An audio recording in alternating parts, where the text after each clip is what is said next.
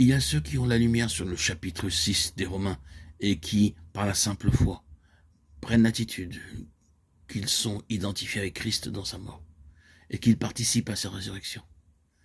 Mais il est facile de voir qu'ils n'ont pas été de façon vitale unis par la conformité à sa mort.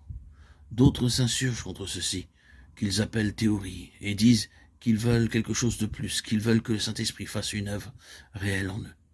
Sur ce, le Saint-Esprit commence à leur enseigner ce que signifie être unis dans la mort avec Christ. Alors ils vont à l'autre extrême, ils restent autour du tombeau si longtemps qu'il n'y a aucune évidence de puissance divine, leur donnant de l'énergie pour marcher dans une victoire continuelle. N'oublions pas que la vie doit jaillir de la mort. Il est vrai que nous devons être plantés en lui dans sa mort d'une manière vitale, mais nous devons aussi être unis à lui dans sa résurrection.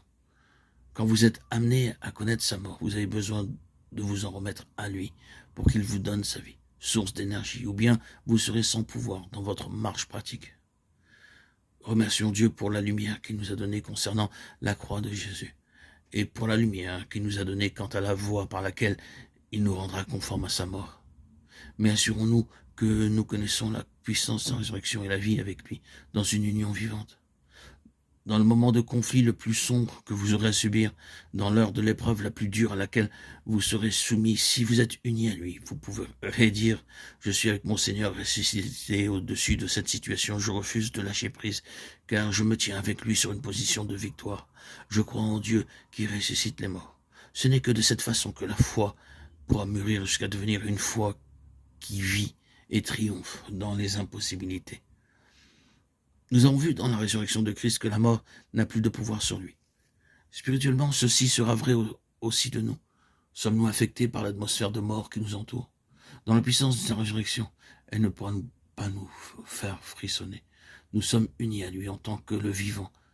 Par conséquent, rien autour de nous n'aura de pouvoir sur nous. Rien ne nous entraînera en bas. Le manque de vie autour de nous ne nous refroidira plus. Mais en union avec le Seigneur ressuscité, nous dominerons par sa vie l'atmosphère de mort et nous serons ses messagers de vie pour les âmes agonisantes. Dans 2 Corinthiens 13, 3, 4, regardons brièvement la manière pratique de prouver la puissance de sa résurrection. Puisque vous cherchez une preuve que Christ parle en moi, lui qui n'est pas faible à votre égard, mais qui est puissant parmi vous, car il a été crucifié à cause de sa faiblesse. Mais il vit par la puissance de Dieu. Nous aussi, nous sommes faibles en lui, mais nous vivons avec lui par la puissance de Dieu pour agir envers vous. Pratiquement, nous devons être toujours faibles en nous-mêmes et savoir que sa puissance agit par nous, simplement en la voyant agir dans les autres.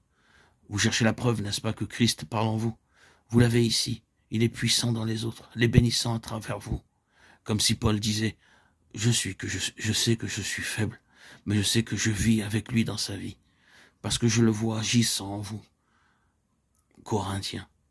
Nous connaîtrons la puissance et la vie de Dieu agissant en nous par ses effets, pour ainsi dire, dans les autres autour de nous. Cela nous conduit à ne pas nous surveiller et à ne pas regarder à nos expériences.